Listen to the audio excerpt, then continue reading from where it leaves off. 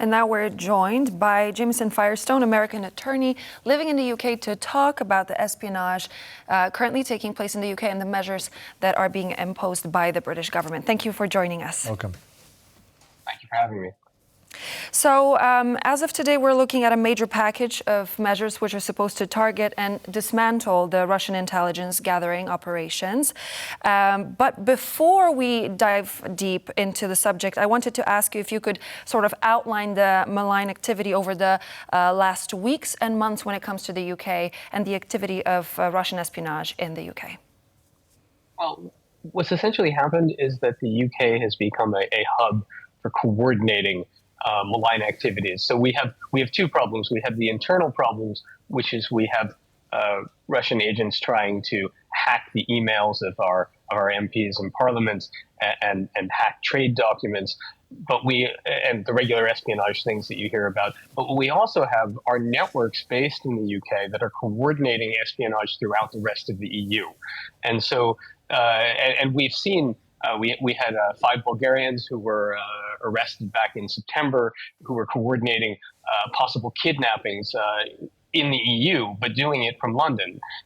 We also had 2 British nationals who were just arrested, who were apparently paid to attack Ukrainian businesses here.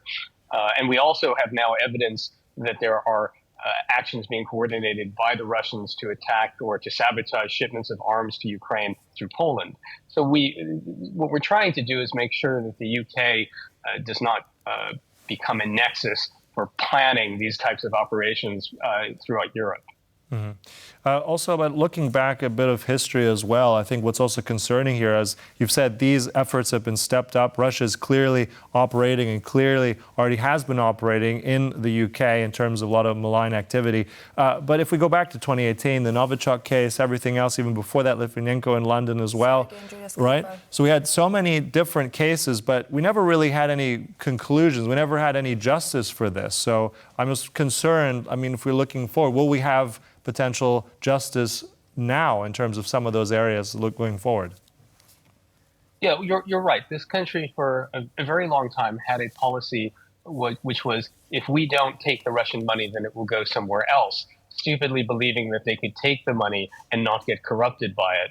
That policy has been discredited by many things, including the poisoning of the Skripals here and of course, the war. So now, truthfully, it's rather hard to be a Russian national in the UK right now. It's very difficult to get a bank account.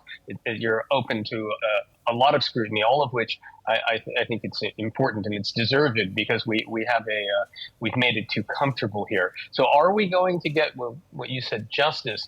I don't know if it's right now what we're looking for is not necessarily justice. What we're looking for now is to make the UK inhospitable to Russian hacking and to coordinating these acts. So that's what we're trying to dismantle right now. Justice is a separate question. We have all this Russian money that's been frozen. Justice would be actually going after it and taking it. That's another step. We're not there yet. So do you think it's actually possible that we're going to move closer towards it? I mean, earlier today, when I looked at the Gov.uk website, there was a very clear message of removing diplomatic premises status from several Russian properties in the UK, which are believed to have been used for intelligence purposes. Is there a possibility that we're stepping over a certain threshold when it comes to dealing with Russian intelligence and actually taking back whatever's been taken by them so far? Well, I mean, what we're really doing is when you remove the status that those places enjoy, you get the ability to search them. So essentially, they become useless for conducting espionage because the police can go there. So I don't know what we're going to get back from them, so to speak, but we're making it very, very difficult for them to conduct espionage from locations where they've clearly been doing it. Mm-hmm. Also on a different sort of more diplomatic or military role here, and we've had now news that this Russian defense attaché, Maxim Ilovnik, colonel in the Russian military, is going to be expelled. Mr. Cleverly has said that he is a spy. But just on that basis, I mean, this military attaché being removed from a country, very important country, Russia, from the UK.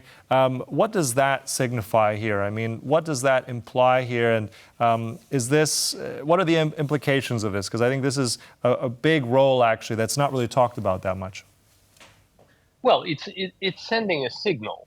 It's sending a signal that we are greatly displeased at what people have been doing here. Is it enough? Not necessarily. I mean, you have to remember that when the Skripals were poisoned, Theresa May sent home a whole bunch of diplomats, right, who were really spies, as did countries all over the world. Do I think that this is going to shut all this down? No, it's a nice first step, but I don't think this activity is going to stop. The Russians aren't very good at taking hints. So the only language they seem to understand is action. So while I support these efforts, I don't think they're going to be enough. Right. As a final question, I just wanted to kind of look into the hot topic, especially here in Poland, of the last few days. We had a Polish judge that is seeking asylum in Belarus. He had access to classified information. We don't know how much was actually leaked to Belarus and to Russia. And I was wondering, do you think that such case could actually potentially take place in the UK? Well, I mean, look, people run to Russia for protection. The people who came here and who poisoned the Skripals, who were Russians, right, immediately ran home. The people who poisoned Litvinenko came here and then ran home. All of those people, by the way, the first thing that happens when they get back to Russia is they get really nice jobs. They end up in the Duma or whatever. So here you have a Polish national who has serve the interests of the Russian state. I think what you will find is that he's going to end up in Russia and he's going to end up in some cozy position, well protected and well paid for whatever he did against your government. So, I mean, do I think that happens in the UK? Sure, it's just it's a little hard to get out of the UK, right? But sure. I mean, the Russians take care of their own, and they do their business, and if they're lucky, they get out.